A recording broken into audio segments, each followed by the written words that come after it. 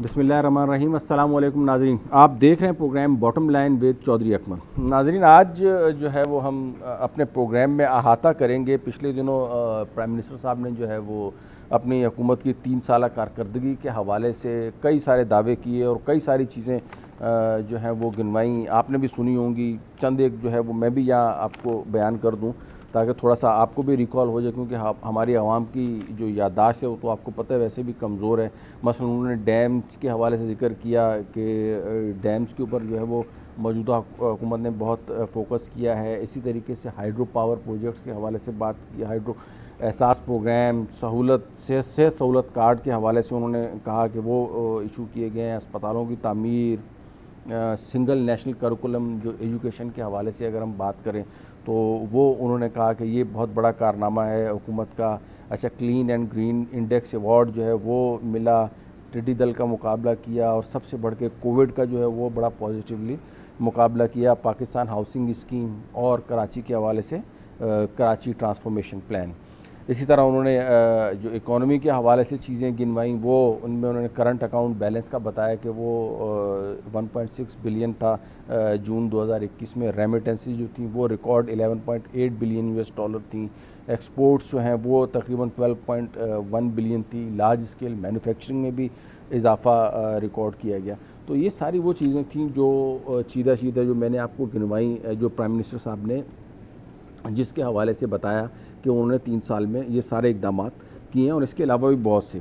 लेकिन हम जो है वो अपने कुछ तजियाकारों से और PTI के खुर्रम शेर ज़मान साहब भी हमें ज्वाइन करेंगे जो कराची से MP है। उनसे हम पूछेंगे कि क्या ये दावे जो हैं वो ऑन ग्राउंड नज़र आ रहे हैं या नहीं आ रहे और उनकी क्या वजूहात हैं।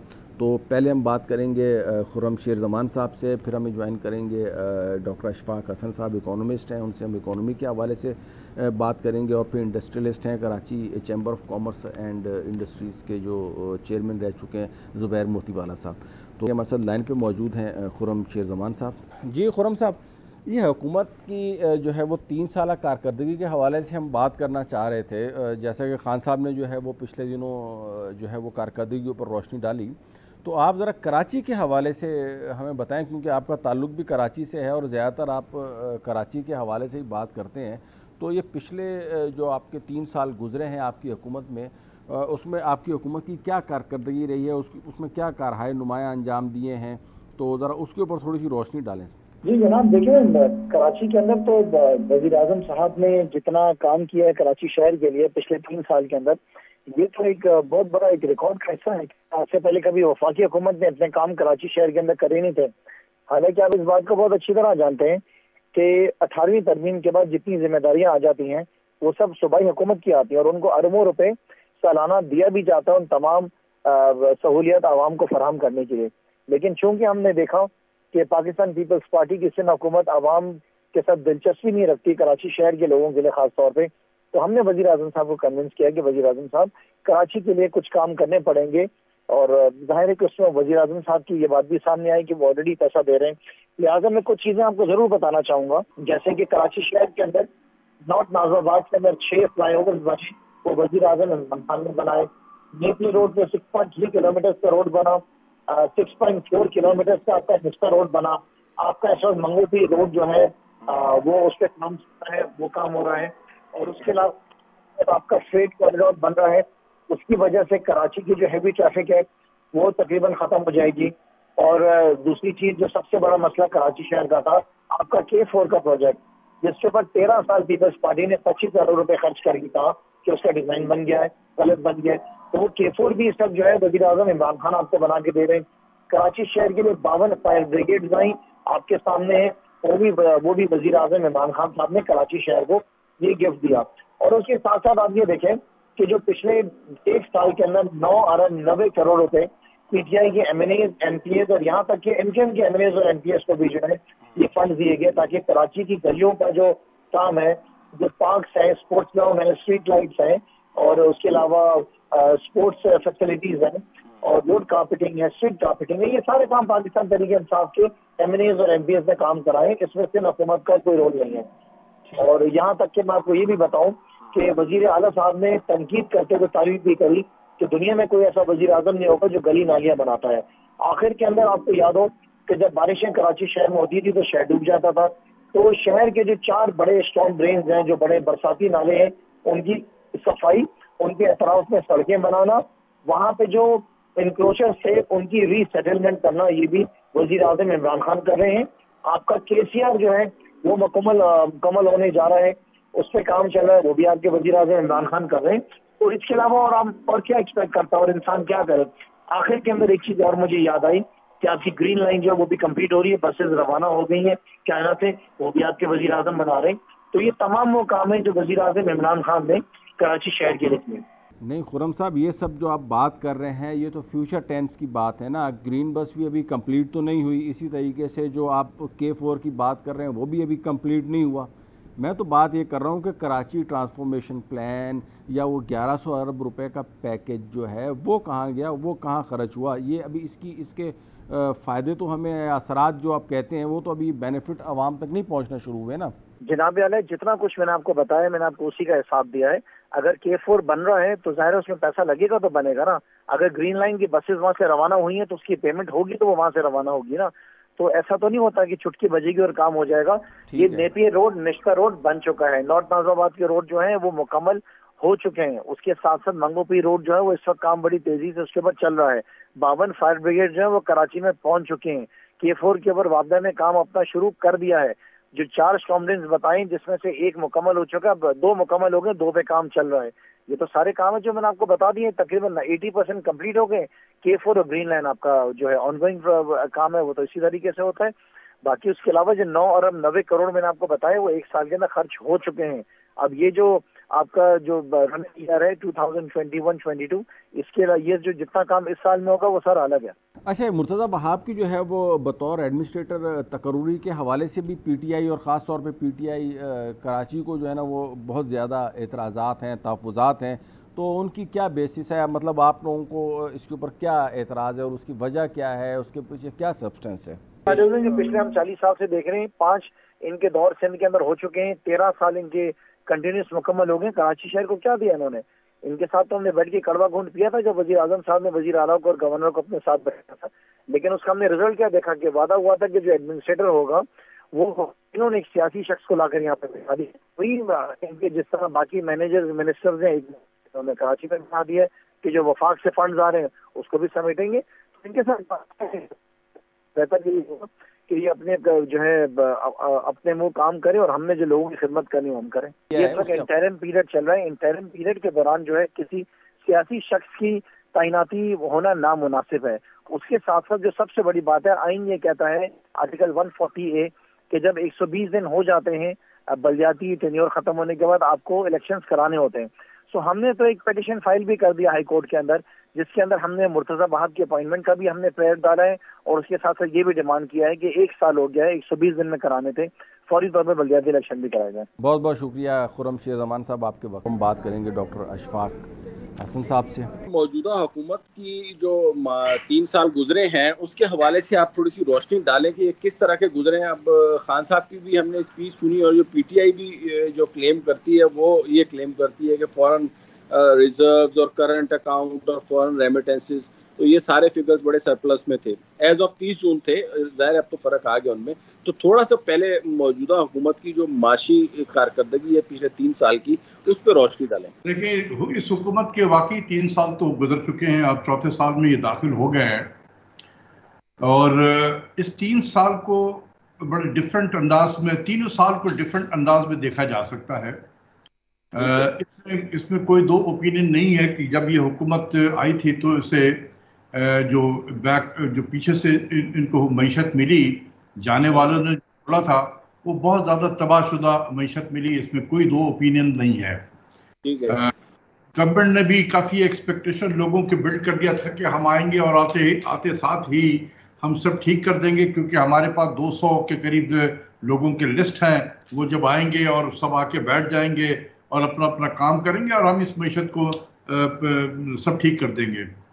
लेकिन जब ये आए तो जो टीम इनके पास थी वो इतनी ज़्यादा एक्सपीरियंस्ड लोग नहीं थे, तो जिसकी वजह से वो इसको ठीक से एड्रेस नहीं कर सके, क्योंकि चैलेंजेस बहुत वाइड रेंजिंग थे।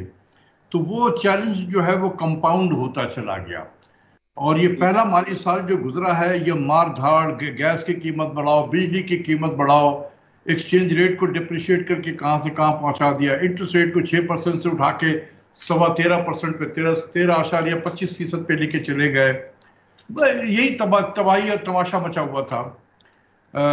और उसके बाद आपने देखा कि इसके असरात जो उस वक्त के जो इकोनॉमिक ग्रोथ में पड़े, वो तकरीबन 2% इकोनॉमिक ग्रोथ हुआ, और ये तकरीबन 5.5% से नीचे गिर के ये 2% पे आ गया।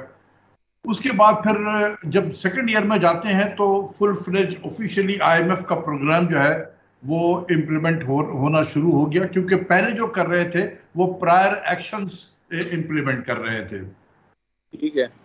जब IMF के प्रोग्राम भी शुरू किया तो उसके जो हाराकरी उसके साथ में अटैच्ड है वो भी चलता रहा, और फिर साथ में आ गया पैंडेमिक। तो आपने देखा कि 22 मार्च से हमने लॉकडाउन शुरू कर दिया बड़े पैमाने पे, और उसके बाद बहुत सारे लोग बेरोजगार हो गए, कारखाने बंद, कारोबार बंद, एयरलाइन बंद, बहुत सारी तबाही जो दुनिया में मची वो हमारे यहाँ भी मची।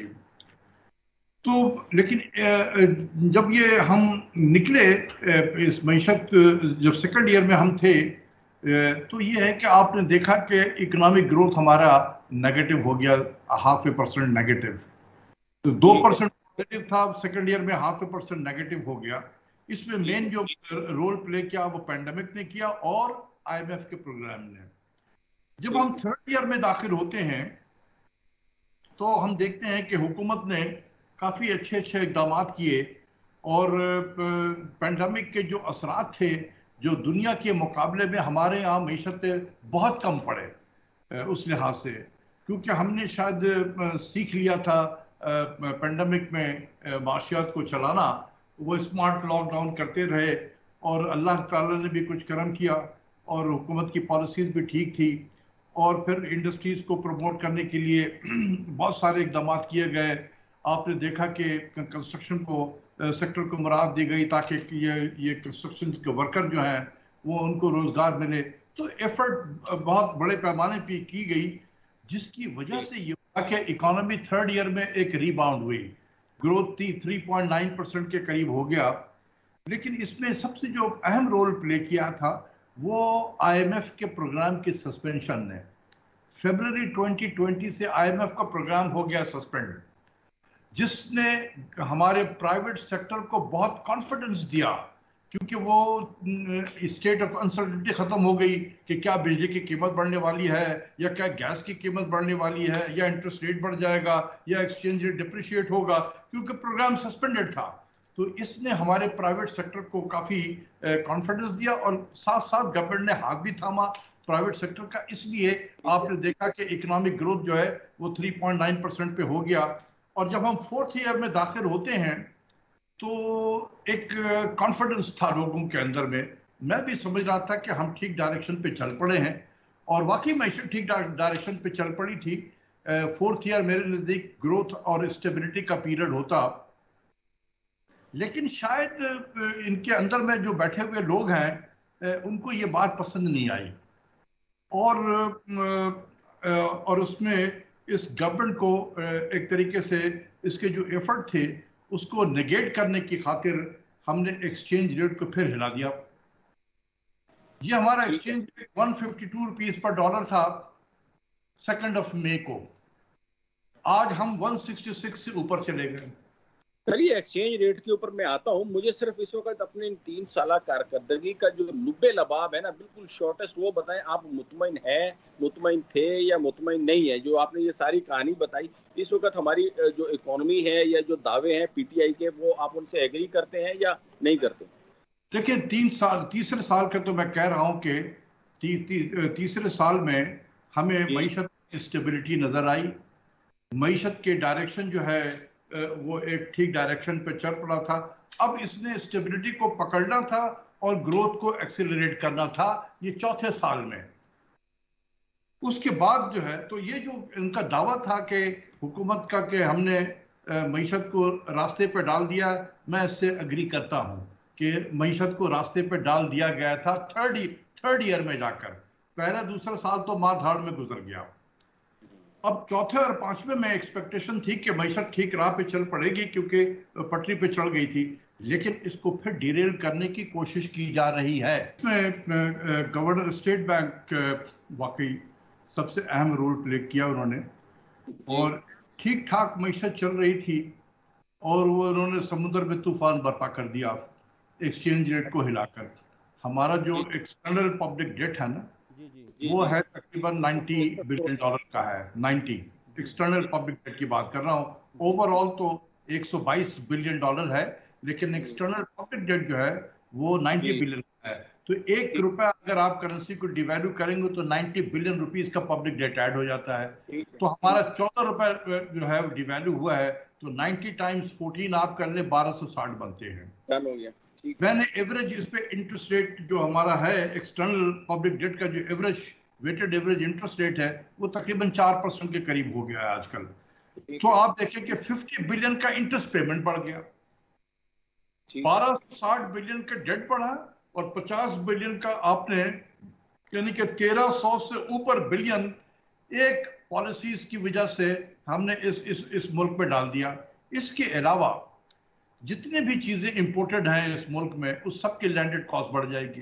सर मैं आपकी बात जो समझ पाया हूँ वो ये है कि आपके कहने का मकसद ये कि आईएमएफ को इनडायरेक्टली फायदा पहुंचाने के लिए एक्सचेंज रेट को जो है वो ऊपर ले जाया जा रहा है ताकि हमारी इंटरेस्ट पेमेंट्स मैक्सिमम हो। और इसमें आईएमएफ को ज़ाहिर है पैसे कमाने, वो एक फाइनेंसिंग का इदारा है, तो वो ज़ाहिर है कोई खैराती इदारा तो है नहीं। तो आपके कहने का मकसद है, आपको पॉइंट आ गया। अब मेरा सवाल इसमें ये बनता है कि ये शौकत तरीन साहब का इसमें क्या रोल है, और सुनने में ये भी आ रहा है कि इसी वजह से शायद शौकत तरीन के जो इख्तलाफात भी हो रहे हैं अपनी टीम से भी और स्टेट बैंक के हवाले से भी, तो इस पर थोड़ा सा हमारे नाजरीन को बताएं। देखिए, स्टेट बैंक तो ये कहेगा जी हम तो ऑटोनमस है, मिनिस्ट्री ऑफ फाइनेंस हमारे मामला पे हुआ नहीं है ना, हुआ तो नहीं है ना सर, हुआ तो नहीं है ना, लेकिन वो तो फुल्ली एक्सरसाइज तो कर रहा है अपनी ऑटोनॉमी को। ठीक है, कहता काम है।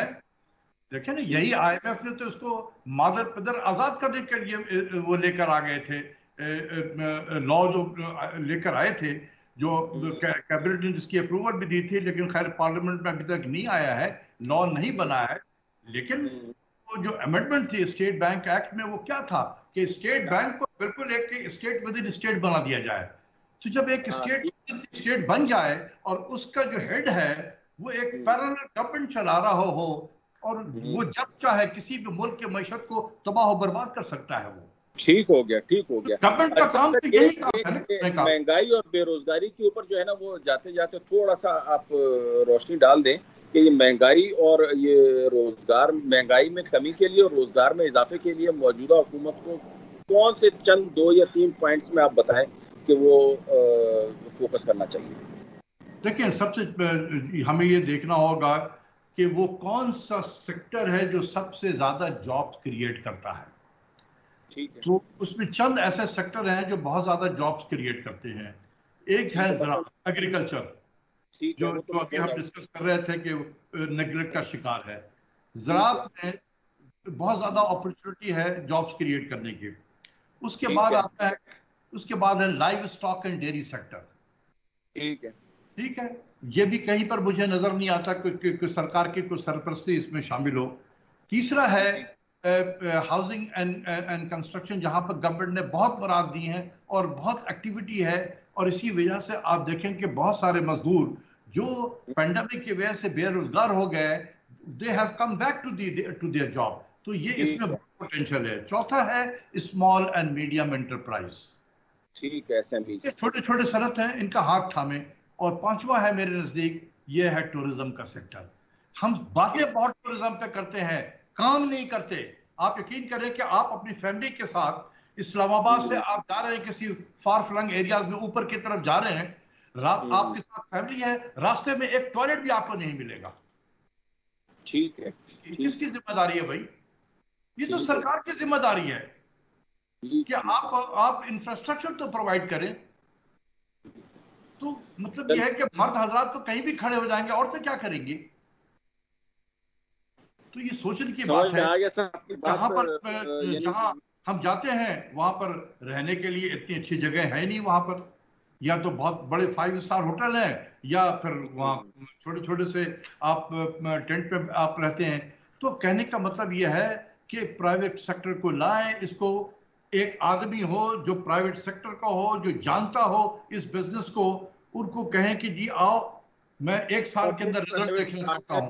वो उसके तहत जो है वो टूरिज्म को इंपोर्ट किया जाए और टूरिज्म को जो है वो प्रमोट किया जाए। इसी तरीके से सिर्फ जबानी बात करने किससे जी काम नहीं चलेगा ये। जी जी। तो ये 4-5 एरियाज हैं जहां पर बहुत सारे जॉब क्रिएशन हो सकती है। आपका पॉइंट आ गया सर, बहुत बहुत शुक्रिया अशफाक साहब आपका, thank you very much for your time. नाजरीन, अब हम बात करेंगे ज़ुबैर मोतीवाला साहब से। उन्होंने हमें शो में ज्वाइन किया है।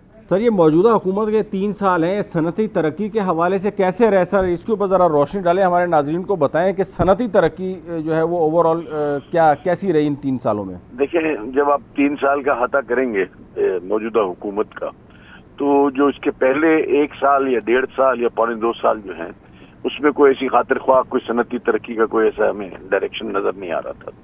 इसके बाद जो उन्होंने उसको जो पेस पकड़ा है और जो उन्होंने जो काम किए हैं, उसमें सरफहरिस्त जो काम है वो 1% के ऊपर लॉन्ग टर्म के ऊपर कैपिटल इन्वेस्टमेंट की लोन है।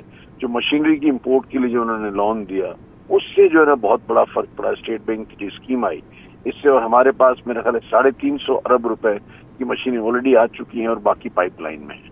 तो ये एक बहुत बड़ा जो है ना वाइटल चेंज है जो ये हुकूमत लेके आई है कि 1% per year of state bank और बाकी बैंक स्प्रेड लगा लें 2 या 3% में। उन्होंने जो ना एनएम के ऊपर उन्होंने कैपिटल इन्वेस्टमेंट के लिए जो लोन दिया, उसने एक्चुअली बड़ा रेडिकल चेंज लेके आया।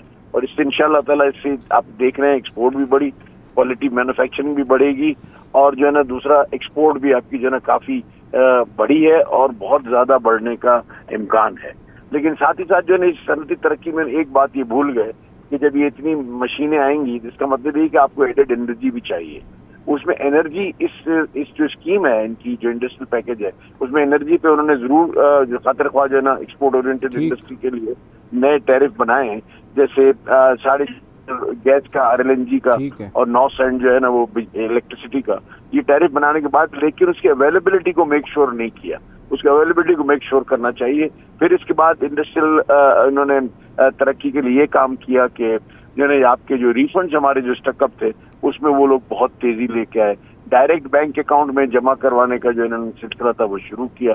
DLTL की बहुत सारे पेमेंट हमारे जो है रुके हुए थे, जिसकी वजह से लिक्विडिटी क्राइसिस बहुत ज्यादा था, वो उन्होंने जो है उसको रिलीज किए काफी हद तक। अभी भी काफी बाकी हैं, लेकिन पहले के मुकाबले में उन्होंने बहुत ज्यादा किया है। ये जो है इंडस्ट्रियल जो है तरक्की के लिए उन्होंने काफी इस 1 साल 1.25 साल के अंदर काफी काम किए, जिसका मैं समझता हूँ कि रिजल्ट जो है इस साल आएगा और कुछ अगले साल आएगा। 2023 के अंदर अवाइल में हम देखेंगे जो है ना इंडस्ट्री जो है ना वो डेफिनेटली पिकअप करेगी, और जब नई मशीन आएंगी तो इंशाल्लाह ताला ये काम आगे चलेगा। ये बताएंगे, एक्सपोर्ट जो है वो भी आप देखें ख़ास लेवल पे आके जो है वो रुक गई हैं। इंपोर्ट्स में हमारी मुसलसल इजाफा हो रहा है। करंट अकाउंट के हवाले से जो बड़ा वो किया जा रहा था, वो भी आप देखें तो वो भी जो है वो डेफिसिट में आ चुका है। ट्रेड तो ऑलरेडी ट्रेड अकाउंट जो है वो डेफिसिट में है। तो ये क्या वजह, ये देखिए मैं आपको बताऊं, दावे तो ये हैं कि बहुत जो है वो माशी तौर पे अच्छे पॉलिसीज़ हैं, तो फिर ये जो इकोनॉमिक इंडिकेटर्स हैं ये क्यों मतलब अच्छे हौसला अफजा नहीं है? नहीं, इकोनॉमिक इंडिकेटर्स जो है ना बेहतर हो रहे हैं, ऐसी बात नहीं, आप ये नहीं कह सकते, लेकिन इम्पोर्ट जरूर बढ़ रही है। जब आप अगर करंट अकाउंट डेफिसिट की बात करते हैं तो डेफिनेटली 1 मंथ के अंदर तो पिछले 10 साल में सबसे बड़ा करंट अकाउंट डेफिसिट हमने देखा। वो एक अलग बात है, लेकिन उसके अंदर आप इसको देखें, उसकी वजूहात को अगर आप देखते हैं तो सामने नजर आता है कि जो हमारा जो सबसे बड़ा जो प्रॉब्लम है वो फ्यूल का है। वो जो फ्यूल बिल जो है, जो हम जो ऑयल इंपोर्ट करते हैं, जो हम RLNG इंपोर्ट कर रहे हैं, जो फर्नेस ऑयल इंपोर्ट कर रहे हैं, इसका बिल बहुत ज्यादा इसलिए बढ़ गया कि हमने जो है ना डॉलर 154 का था 166 हो गया। एक तो हमको रुपए के अंदर मार पड़ी, और दूसरा जो है ना आपको जो है ना ये जो जितना भी आप ये फ्यूल मंगा रहे थे वो महंगा हो गया, तो डॉलर टर्म्स में भी हमको जो है ना वो उसके अंदर मार पड़ी। तो इम्पोर्ट बिल जो है ना हमारा काफी ऊपर चला गया। प्लस हमारे पास जो है ना हमको गेहूं इंपोर्ट करना पड़ा, गंदम इंपोर्ट करनी पड़ी, फिर इसके बाद हमको जो है ना चीनी इंपोर्ट करनी पड़ी। ये 2 जो कमोडिटीज हैं इसने भी बड़ा वो किया। फिर कॉटन की क्रॉप हमारी बड़ी खराब हो गई पिछले साल, तो हमको जो है ना कॉटन भी काफी बड़ी क्वांटम में इंपोर्ट करना पड़ा। इस वजह से जो हमारा जो है ना ये जो ट्रेड अकाउंट डेफिसिट जो आपको नजर आता है, और आगे भी मैं समझता हूँ कि ये रहेगा, लेकिन अगर आप अपनी जीडीपी को बढ़ा लेते हैं और आप अपना जो है ना एक्सपोर्ट्स को बढ़ा लेते हैं, तो ये जो है ना ये ट्रेड अकाउंट डेफिसिट और करंट अकाउंट डेफिसिट को आप उसको साथ लेकर मुल्क को चला सकते हैं। कोई ऐसा बड़ा मसला इसका नहीं होता। आपने कॉन्सेंट्रेट इस बात पे करना है कि हम इंपोर्ट कम करें और एक्सपोर्ट बढ़ाएं। एक्सपोर्ट बाकायदा बतदरीज बढ़ रही है, हम नए रिकॉर्ड्स कायम कर रहे हैं। आप देखेंगे इस साल जब ये क्लोज हुआ तो 25 पर ऊपर हो गया। अब ये बुलंद तरीन सतह है पिछले 10 साल की। इंशाल्लाह ताला जब आप अगला साल देखेंगे तो ये 28-29 के ऊपर ये क्लोज होगा। बहुत बड़ा फर्क है जनाबी। बिजली की कीमतें, पेट्रोल की कीमतें हों या गैस की कीमतें हों या इंडस्ट्री के हवाले से अगर हम बात करें कि कॉस्ट ऑफ डूइंग बिजनेस वो भी एक तरह से जो है ना वो काफ़ी हद तक बढ़ चुकी है, तो आपका क्या ख्याल है हमारी इंडस्ट्री जो है वो इंटरनेशनल मार्केट में कम्पीट कर पाएगी? क्योंकि पहले तो कोविड में सब कुछ बंद था, तो उस वक्त तो चलें एक्सपोर्ट भी एक सर्टेन लेवल तक बढ़ गई, तो अब जो है वो जैसे जैसे दुनिया खुलेगी तो आपका क्या ख्याल है हम ये एक्सपोर्ट और हमारा जो इंडस्ट्री है उसमें इतनी पोटेंशियल है कि वो इंटरनेशनल मार्केट में कम्पीट कर सके और हम एक्सपोर्ट को बढ़ा सकेंगे अपनी इंडस्ट्री के हवाले से?